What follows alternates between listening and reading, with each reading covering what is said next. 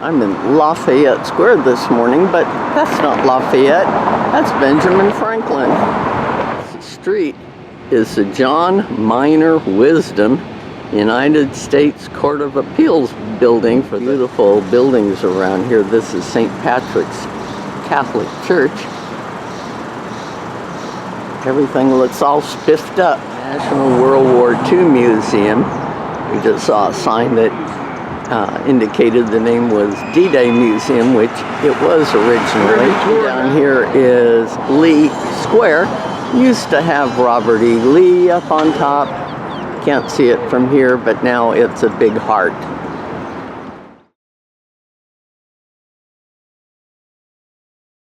And we have all of these names that people bought to honor people they know. This statue is War Dog with a soldier. Pictures of these homeowners. Lest we forget the mission.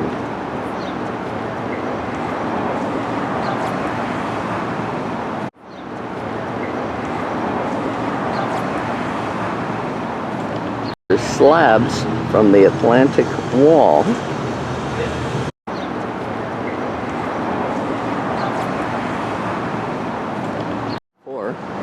And over there's a bridge to a section across the road, and the Horatio Alger Association paid for it. And this says Louisiana Memorial Pavilion. I'll bet I know what's in there. Probably a Higgins boat built here. Evidently the Governor Pete Wilson Liberty Flagstaff. Pete Wilson is from California. I guess from outside. Inside here we have a Higgins boat. This is landing craft. Higgins made motorboats or something, and he invented this boat, and they turned out tons of them, and they really helped with the war effort.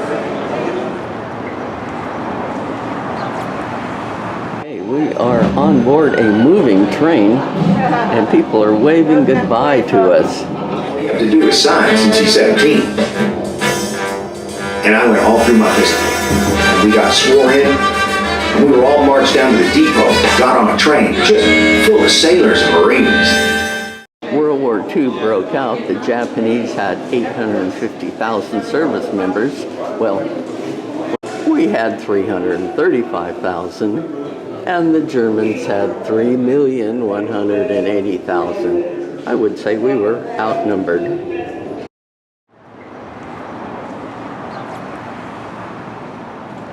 A new exhibit here on the Aleutians.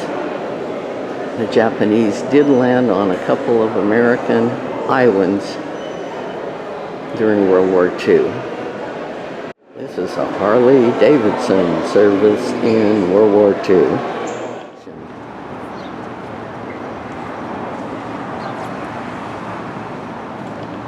First blood. The Japanese sought to complete what they began at Pearl Harbor. They wanted to destroy the carrier fleet. With this battle fleet crippled in Hawaii, the Navy turned to aircraft carriers.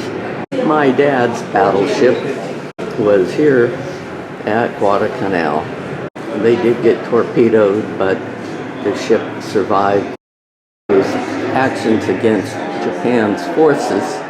And over here at Guadalcanal, there was some ships damaged and planes destroyed. Japanese losses. This is Guadalcanal. And here's the Navy's 16-inch gun. That's what my father manned. It was a 16-inch gun. Should move.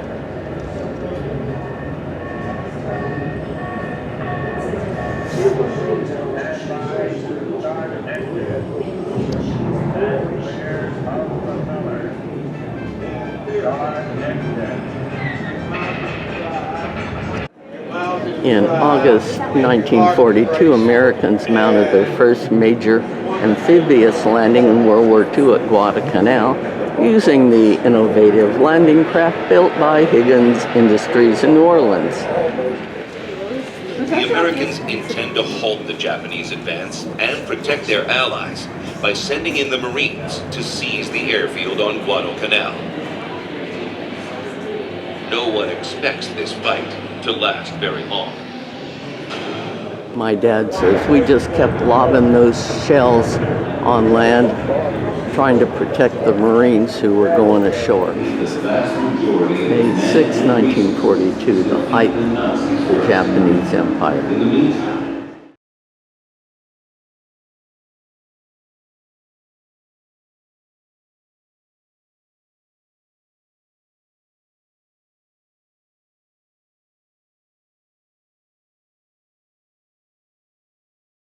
To launch their air attacks.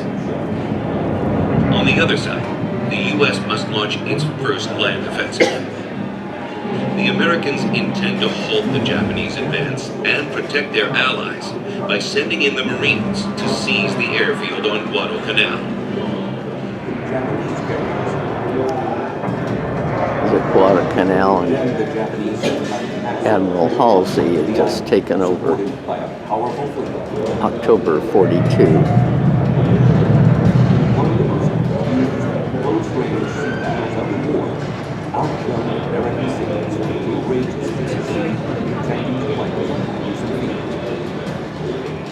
These planes in turn followed the Japanese convoy. Still, the Japanese in the final battleship confrontation, the Americans again prevailed. The Americans at last controlled the seas around Guadalcanal. When the Japanese finally isolate China by closing the Burma Road in 1942, the Americans have no choice but to fly supplies from India across the daunting Himalayas. Known as flying the hump, these flights are a highly dangerous enterprise. They commence a massive 8-month assault that comes dangerously close to bringing the National Army to its knees. But somehow, the Chinese manage to hold on, and civilian casualties. But China's sacrifices tie down 1 million Japanese soldiers, enabling the Americans to accelerate their drive across the Pacific. Number 43, this is the extent of the Japanese occupation, and we had control of Guadalcanal and some other islands. March of 1945, we did a lot of firebombing in Japan.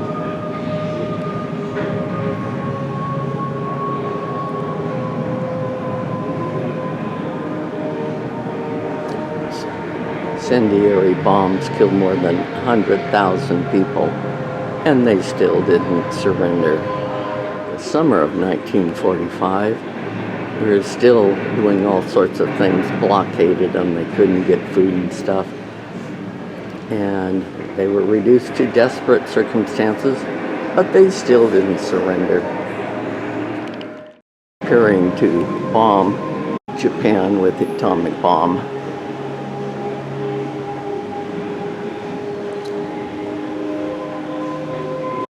The Merchant Marine suffered its first casualty 13 months before Pearl Harbor.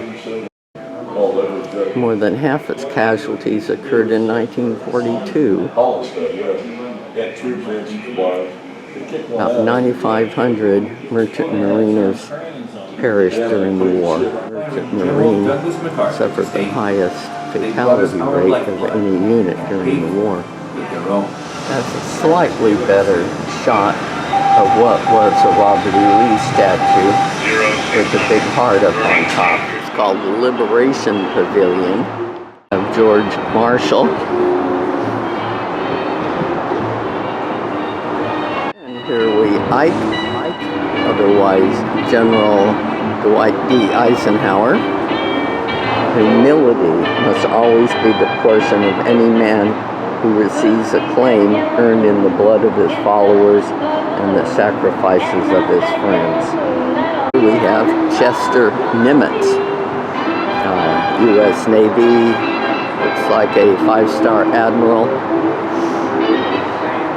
This is what he said in September of 1945.